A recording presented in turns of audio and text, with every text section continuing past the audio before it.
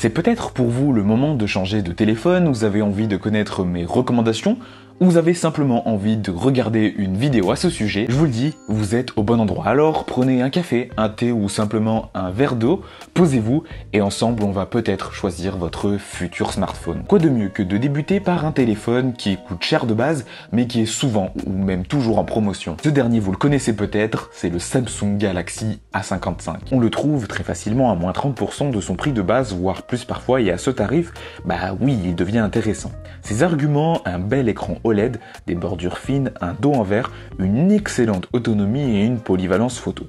Maintenant, polyvalence ne veut pas dire beau rendu, hein. Attention, car le Galaxy A55 de Samsung en photo est clairement très moyen, tout comme en vidéo, où les résultats sont juste acceptables. Le moteur haptique est lui en plus très moyen, il y a de nombreuses applications préinstallées. Bref, c'est loin d'être parfait, mais si vous arrivez à le trouver à un bon tarif, je pense quand même que ça peut être une bonne affaire. Il faut juste être prêt à accepter les défauts de ce téléphone. Mais maintenant, si vous placez une forte exigence sur la partie photo et vidéo, mais que vous avez quand même un petit budget, pour moi c'est clair, il faut choisir le Google Pixel 7a. Il lui reste certes que 2 ans de mise à jour majeure d'Android, il n'est pas parfait ce téléphone, mais pour le tarif globalement c'est excellent.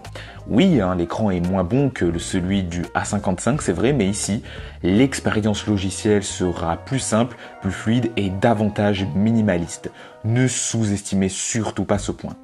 Après, c'est vrai que si vous souhaitez un écran OLED 120 Hz avec un petit format de poche, avec une autonomie d'une journée, tout ça dans une expérience logicielle excellente, il n'y a pas de secret, c'est le Google Pixel 8a qu'il vous faut. Il a globalement les mêmes arguments que le Pixel 7a mais en mieux, et surtout Google propose 7 ans de mise à jour majeure d'Android. 7 ans, vous entendez bien, c'est juste beaucoup plus que toute la concurrence à ce tarif. En plus, que ce soit en photo ou en vidéo, c'est franchement excellent, l'écran est suffisamment bon et lumineux même en extérieur, et puis même l'expérience Google, il n'y a rien à dire. Le moteur haptique est bon, les mises à jour arrivent rapidement, bref, à moins de 500 € aujourd'hui, si vous arrivez à le trouver, il est plutôt intéressant, ce Pixel 8a. Bon, après, c'est pas sans condition, il faudra quand même accepter d'avoir une bordure en bas qui est assez épaisse, voire même pas très jolie, hein, sincèrement. Mais si vous voulez en savoir plus sur le Google Pixel 8a et le Galaxy A55, je vous envoie vers ma vidéo que j'ai sortie récemment, où je compare les deux téléphones. Parce que oui, celui que j'ai envie de vous recommander maintenant, je sais qu'il va pas forcément être accepté par tout le monde, mais c'est l'iPhone 13. Oui, il n'aura pas Apple Intelligence parce que ça c'est réservé qu'aux iPhone 15 Pro et 15 Pro Max. Oui, il n'est pas parfait, oui, c'est pas l'iPhone le plus autonome, mais si l'argument du prix a beaucoup d'importance pour vous, alors je pense que l'iPhone 13 est un bon choix. C'est plutôt un bon rapport qualité-prix si on parle évidemment d'iPhone. D'ailleurs, le cas du Google Pixel 8 qui pour moi est le meilleur rapport qualité-prix aujourd'hui, ou presque. Il est complet. Expérience logicielle travaillée aux petits oignons, autonomie excellente, photo parfaite, vidéo excellente, design réussi.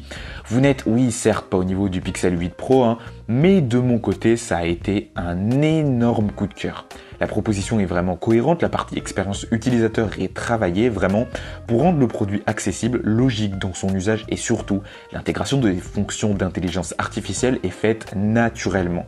Tout va en direction de nos usages et en vrai, c'est agréable. Et pour le coup, je pense que ces derniers arguments que j'ai cités ici font que pour mon prochain smartphone, je ne choisirai pas un iPhone, mais bel et bien un Pixel. Parce que oui, ici, je n'ai pas peur de le dire et je pense même que mon Apple Watch pourra être remplacé par peut-être la prochaine Pixel Watch. Maintenant, pour parler d'ultra haut de gamme, pour moi, il y a quand même deux historiques qui se dégagent et de loin. Alors oui, hein, j'adore le Pixel 8 Pro, je le recommande toujours autant, mais très sincèrement, le duo Samsung-Apple est toujours aussi fort sur l'ultra haut de gamme. Pour le citer ici, l'iPhone 15 Pro Max, c'est ce qui se fait de mieux aujourd'hui. Design épuré, expérience logicielle au top, expérience en photo et en vidéo excellente, des fonctions pro très intéressantes, de l'USB-C, de la performance, bref, il coche tous les critères d'un smartphone ultra haut de gamme en 2024. D'une certaine mesure, le S24 Ultra de Samsung coche aussi ces cases-là, même si pour moi, d'un point de vue purement logiciel, on est quand même un petit peu en dessous. Mais bon, en vrai, c'est subjectif.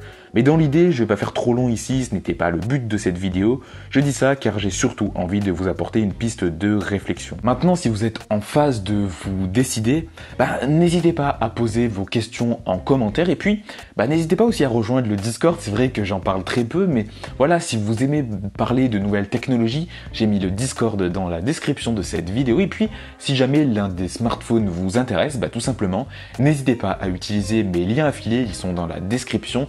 Ça m'aide beaucoup et vous ne payez pas plus cher, donc voilà. Merci à ceux qui le feront. Bref, je vais pas parler plus longtemps, hein. Je suis en plein déménagement, alors ça se voit pas derrière parce que j'ai fait en sorte que ça ne se voit pas.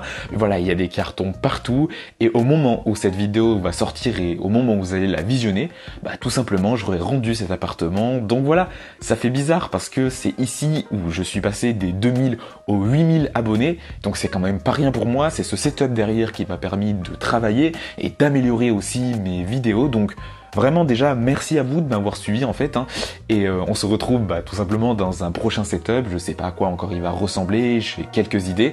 Bref, je vais pas faire trop long, c'est vrai que voilà, ça fait quelque chose de partir de cet endroit. C'est là encore une fois comme je disais où j'ai tourné beaucoup de vidéos que vous avez vues cette année et même les 2 dernières années si je me trompe pas. Donc voilà, en tout cas je vous remercie et puis je vous dis à dimanche prochain quand même 11 h pour une nouvelle vidéo si j'y arrive, hein. Je vous garantis rien. Allez, salut.